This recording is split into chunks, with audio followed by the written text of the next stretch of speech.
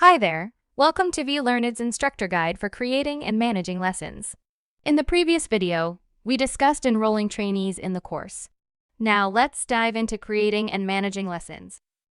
Once you've been added by the admin, you can check your email and click on the reset link to reset your password. In case the password reset link has expired, go to www.vlearned.com, login. Select Forgot Password, input your email address, and check for the reset link in the email inbox. Tap on Confirm and input a new password. Visit www.vlearned.com and login as an instructor. Choose the allocated institution. Then navigate to the Manage Your Courses section. Under the course page, you can choose the course that the admin has assigned to you. On the course page, you'll find the course timeline, where you can create lessons, assignments, and assessments. Create a lesson by clicking on the timeline or the Create button in the top right corner. In the Lesson Creator, provide a title and description. Please note that the schedule for this lesson has already been established by the organization's administrator. Toggle lesson visibility, upload lesson files, and click Create Lesson. Click on the lesson you've just created. You can review and edit the lesson details here. If you have lesson files to upload, simply click here or drag the file to upload. You also have the option to adjust the course's visibility and delete it from the danger zone. To conduct a live class, under Live Sessions, tap on Create a Live Class, enter session details, and adjust settings as needed. Click Create Live Class to start. Click Join to join the live class. When you enter the live class, you can choose to use a microphone or to listen only in order to join the audio. In the live session, you can interact with participants on the left, use the public chat for messaging, and share notes. Above the live stream, click the Start Recording button to begin recording the live sessions.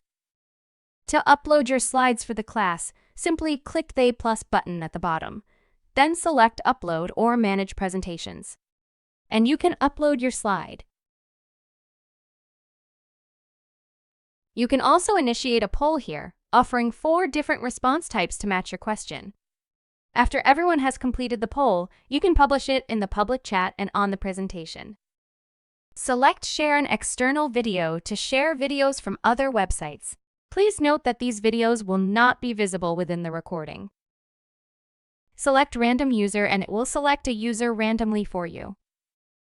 Tap the camera icon to share your webcam and customize your camera settings. You can also customize layout settings by clicking the plus button and select Layout Settings Modal. Click the microphone or headphone icon to manage your audio, join or leave audio, and edit your audio device by clicking the small button next to it. This button enables you to share your computer screen. Click it, and you can select which screen or application to share. Toggle the audio button on or off to choose whether you want to share your screen audio with your audience.